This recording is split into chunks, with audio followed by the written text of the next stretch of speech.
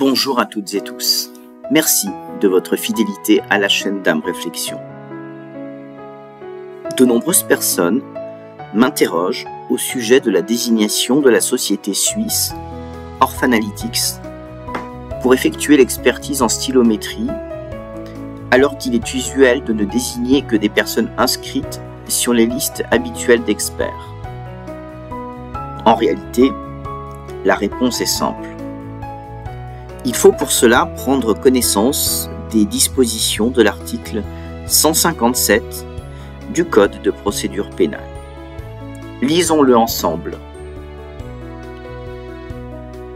Les experts sont choisis parmi les personnes physiques ou morales qui figurent sur la liste nationale dressée par la Cour de cassation ou sur une des listes dressées par les cours d'appel dans les conditions prévues par la loi 71-498 du 29 juin 1971 relative aux experts judiciaires.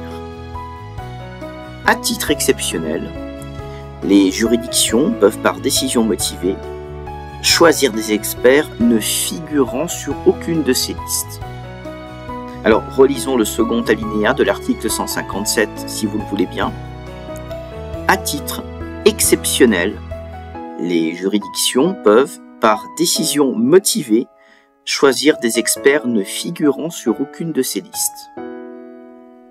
Vous l'aurez compris, la société suisse Orfanalytics était la seule à être véritablement spécialisée dans la comparaison de ce que l'on pourrait appeler les empreintes linguistiques.